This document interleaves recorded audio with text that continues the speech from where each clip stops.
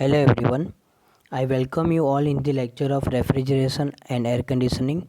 Today's topic is refrigeration system components. The first component is hermetically sealed compressor. In hermetically sealed compressor, the motor and compressor are inside a welded steel dome which cannot be removed easily for the internal servicing.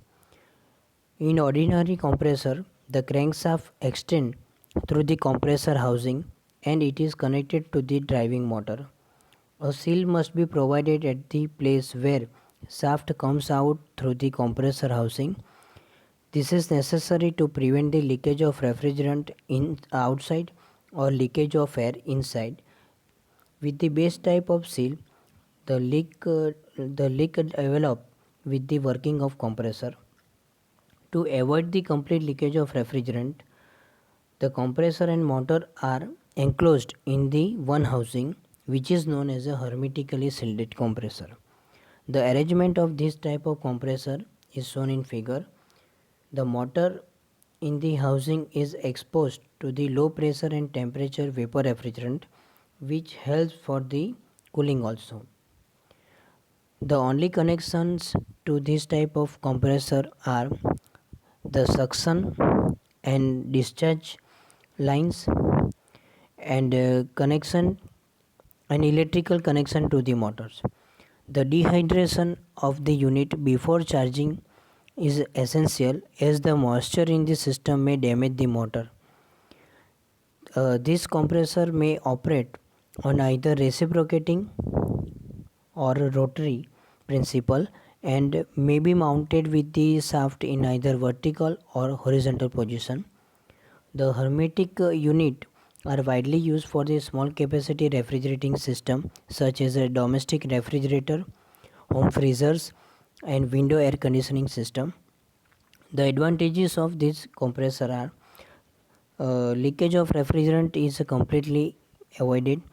It is less noisy in operation and it requires a less amount of space. The disadvantages is the maintenance is difficult because moving parts are not accessible. For the charging and evacuation, a separate pump is required. This is a disadvantage. Now, next device is or component is expansion device.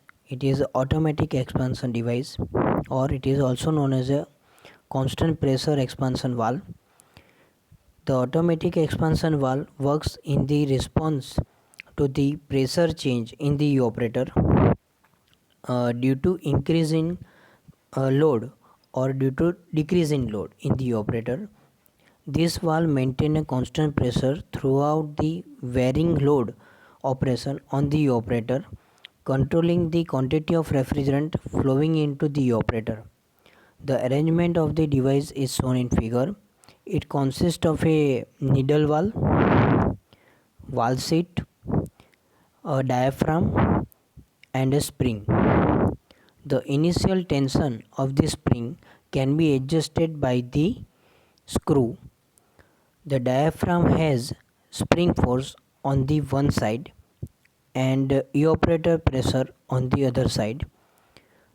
A rise in evaporator pressure moves the diaphragm up and reduces the flow of refrigerant through the valve and thereby reduces the evaporator pressure.